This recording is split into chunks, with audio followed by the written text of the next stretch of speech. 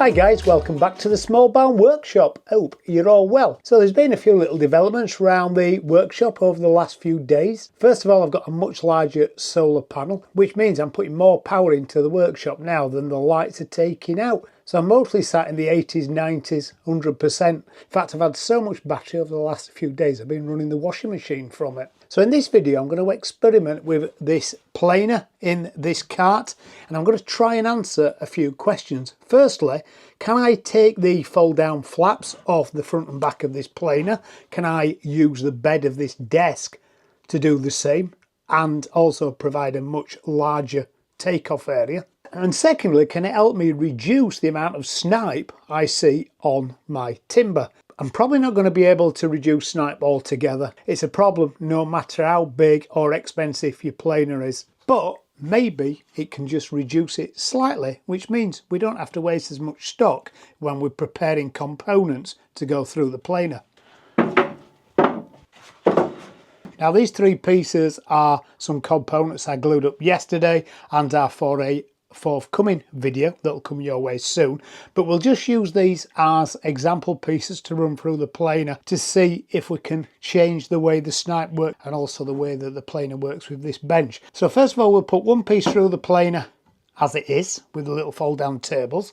Then we'll take the fold down flaps off and we'll calibrate the desk height to the height of the planer bed to see if that works, because if it does, it means I've got less moving parts when I come to make the proper cradle for this build. And then I have a further idea of how I may be able to improve on the snipe. So let's put these through in different scenarios. Now of course we've got a really sharp cutter head in here. I've just changed the cutter head for a elliptical head, so we know that all the cutters are really sharp.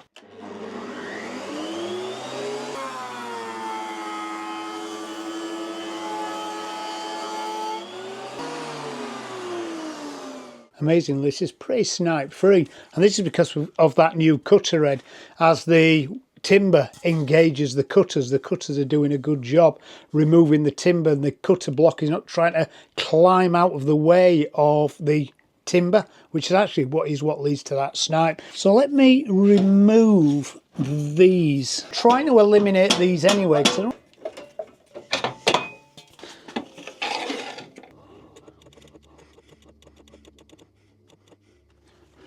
I now set that memory, number one, that's that height.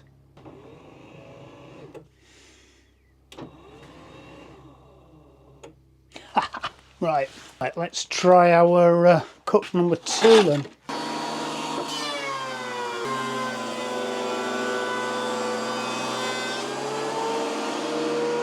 That's pretty snipe free as well. Right, method number three.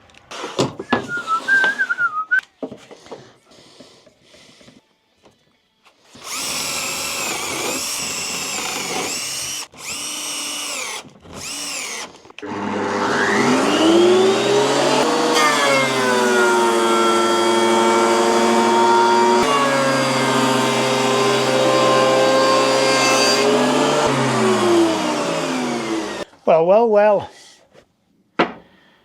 with the melamine in, without the drop down table, standard table,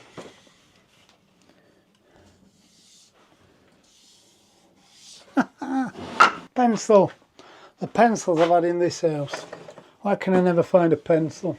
So this one here, you can actually see a line there. I can't really feel anything. This one here still is a little line there, but I certainly can't feel anything. This one here on the melamine, can't even see a mark on it.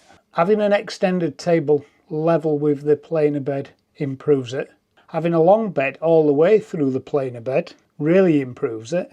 There's no steps in the bed, although what it does mean by doing that is your indexing is totally thrown out. Now I can amend the indexing on this planer, but not to the tune of 16, 18 mil, the thickness of this melamine. But as long as you can add that into your calculations, that's fine. But the upshot is really obvious. Keep really sharp planer blades. and you will get the cutter head biting into the timber much easier, and therefore the roller set doesn't try to ride over the timber, which creates that step. That's interesting, and it's actually not the conclusion that I expected I would get. I expected better, best. I didn't expect to start from such a good starting point, and that just shows that swapping that cutter head a few weeks ago was totally worth it. Quick video this week, guys. If you found that interesting, drop me a comment, give me a thumbs up, maybe consider subscribing. To me, this has been a nice little experiment because it just answers a couple of little queries I had in my head about how I go about and build the proper cradle for this planer later on. I'll see you later, guys. Bye.